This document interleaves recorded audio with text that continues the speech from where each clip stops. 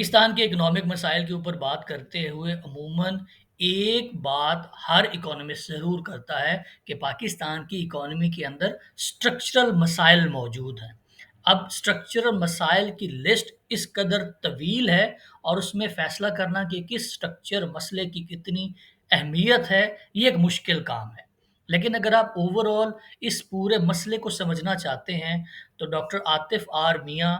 एक जो Princeton university में इकोनॉमिक्स के प्रोफेसर हैं और इकोनॉमिक एडवाइजरी काउंसिल जो इमरान खान साहब ने बनाई थी, उसमें भी इनका नाम आया था। लेकिन इनकी रिलीजियस एफिलिएशन की वजह से पाकिस्तान में काफ़ी एहतजाज हुआ और इनका नाम उसमें से निकाल दिया गया। उन्होंने एक पूरा थ्रेड लिखा है जिसमें पाकिस्तान के माशी मसाइल और ख़ास तौर पे जो इस वक्त के माशी मसाइल हैं, उनके बारे में उन्होंने अपनी राय पेश की है।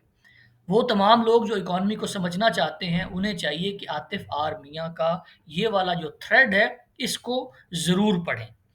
और ख़ास तौर पे इस वक़्त जो शदीद नौइयत के मसाइल हैं पाकिस्तान की इकॉनमी के अंदर, उसके बारे में भी उन्होंने अपनी जो टेक है, वो शेयर की है। मौजूदा महंगाई के हवाले से एक जो नैरेटिव बिल्ड किया जाता है हुकूमत की तरफ से, वो ये है कि पाकिस्तान के अंदर आने वाली महंगाई की जो बुनियादी वजह है, वो रशियन इन्वेजन है यूक्रेन के ऊपर।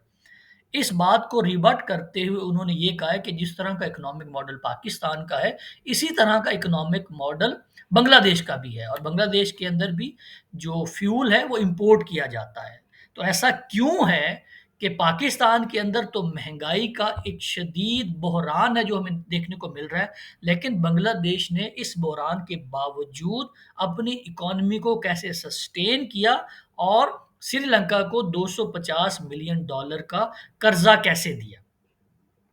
दूसरी वजह जो उन्होंने महंगाई की बयान की है वो ये है कि इसकी एक वजह जो बुनियादी नौइयत की है वो ये है कि पाकिस्तान महंगा तेल खरीदता है और अपने लोकल डोमेस्टिक कंज्यूमर को सस्ता बेचता है। अब इसकी जो वजह है, वो जो डोमेस्टिकली हम सब्सिडी देते हैं, वो उन्होंने बयान की है और इसके बारे में तमाम इकोनॉमिस्ट का जो कंसेंसस है वो इस बात के ऊपर है कि कोई भी गवर्नमेंट अगर पेट्रोल की प्राइस के ऊपर, पेट्रोलियम की प्राइसेस के ऊपर सब्सिडी देगी तो इसको सस्टेन नहीं किया जा सकता। और अगला जो उन्होंने पॉइंट दिया है जिसके ऊपर उन्होंने पाकिस्तान मुस्लिम लीग नून को थोड़ा-सा फ़ेवर करते हुए ये बात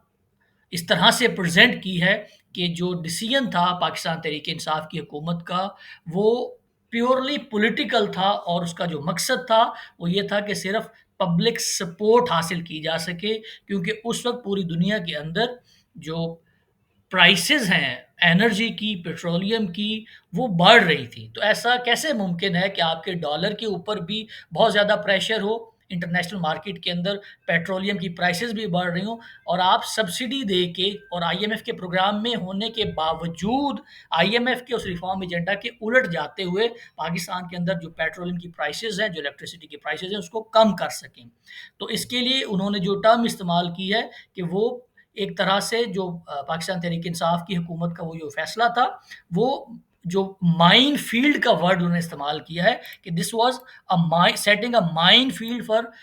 इनकमिंग पीएमएलएन गवर्नमेंट। तो पाकिस्तान तहरीक-ए-इंसाफ की हुकूमत को जिस तरह कुछ चीज़ों का क्रेडिट जाता है, उस तरह से इस एक पॉलिटिकली मोटिवेटेड डिसीजन का डिस्क्रेडिट भी जाएगा कि जब पेट्रोलियम की प्राइसेज़ ग्लोबली बढ़ रही थी और पाकिस्तानी रुपए के ऊपर आईएमएफ के प्रोग्राम में होने की वजह से जो प्रेशर था और हमारे जो बैलेंस ऑफ पेमेंट की वजह से हमारा जो इंपोर्ट बिल है वो बहुत बढ़ रहा था और उसकी वजह से पाकिस्तानी रुपी अंडर प्रेशर था। इसके बावजूद गवर्नमेंट ने, जो इमरान खान साहब ने शायद फरवरी में एक इंडस्ट्रियल पैकेज दिया था जिसमें इंडस्ट्रीज़ को भी रिलीफ दिया गया था और जो डोमेस्टिक कंज्यूमर हैं इलेक्ट्रिसिटी के और पेट्रोलियम के, उनको भी एक बहुत बड़ा रिलीफ दिया गया था जिसकी वजह से पाकिस्तान का आईएमएफ का प्रोग्राम उस वक़्त रुक गया था। और अभी तक उसके रिज़्यूम होने के नियर फ्यूचर में कोई चांसेस नज़र नहीं आ रहे, क्योंकि अगर बहुत जल्द भी वो पैसे पाकिस्तान में पहुँचेंगे आईएमएफ वाले, तो वो अगस्त के एंड पे आएँगे। और जिस तरह के पॉलिटिकल हालात इस वक़्त पाकिस्तान के अंदर हैं, इससे लगता ये है कि یہ جو پولیٹیکل انسٹیبلٹی آ گئی ہے اس کی وجہ سے شاید آئی ایم ایف اپنا پروگرام رول بیک کر لے، کیونکہ آئی ایم ایف کی ایک جو پالیسی ہوتی ہے، جو اصول ہے ان کا، وہ کسی بھی جانے والی گورنمنٹ کے ساتھ کوئی ایگریمنٹ نہیں کرتے، کسی بھی کیئر ٹیکر گورنمنٹ کے ساتھ بھی وہ ایگریمنٹ نہیں کرتے، کیونکہ ان کا پروگرام 3 سال کا ہوتا ہے۔ تو جب تک کوئی گورنمنٹ ان پلیس نہیں ہوگی جس کے پاس عوامی مینڈیٹ ہوگا، یا اس طرح کی کوئی قومی گورنمنٹ بنتی ہے، اس طرح کا کوئی اور سیٹ اپ آتا ہے پاکستان میں، تب تک پاکستان اور آئی ایم ایف کا جو ایگریمنٹ ہے وہ اسی طرح سے ڈاواڈول رہے گا، اس میں کوئی بھی فیصلہ کن قسم کا ہمیں ڈیولپمنٹ نظر نہیں آئے گی۔ تو پاکستان کی اکانومی کے اسٹرکچرل مسائل کو سمجھنے والے ان تمام احباب کی خدمت میں عرض یہ ہے کہ عاطف میاں صاحب کا یہ والا جو تھریڈ ہے اس کو ضرور پڑھیں اور اس میں سے سمجھنے کی کوشش کریں کہ پاکستان کی اکانومی کے مسائل کیا ہیں۔ باقی ان کی جو پولیٹیکل اور جو ریلیجیس ایفیلیشن ہے اس کے بارے میں بھی لوگوں نے جا کے دیکھ لیں کہ ہمارے جو ٹویٹر کے واریئرز ہیں اور کی بورڈ واریئرز ہیں انہوں نے جا کے ان کو وہاں جا کے ذلیل بھی کرنا شروع کر دیا۔ تو ایک بندے کی جو اسپیشلائزڈ فیلڈ ہے جس کے لیے وہ دنیا میں مانا جاتا ہے، پرسٹن یونیورسٹی کے اندر وہ ایک اکنامکس کا پروفیسر ہے، اور ہم اس کی ایک جو ریلیجیس ایفیلیشن ہے وہ اس کا پرسنل میٹر ہے، اور ہو سکتا ہے کہ امریکہ کے معاشرے میں رہنے کی وجہ سے وہ اس چیز کو کنسیڈر ہی نہ کرتا ہو کہ میرا ریلیجن کیا ہے، کیونکہ وہاں پہ تو ریلیجن کی اہمیت اس طرح سے نہیں ہے جس طرح ہمارے معاشرے میں سمجھی جاتی ہے۔ تو اس کی جو پولیٹیکل اور ریلیجیس ایفیلیشن ہے وہ اپنی جگہ موجود رہیں، لیکن اس کا جو علم ہے، اس کی جو ایکسپرٹیز ہیں، اس سے پاکستان کو ضرور فائدہ اٹھانا چاہیے۔ اور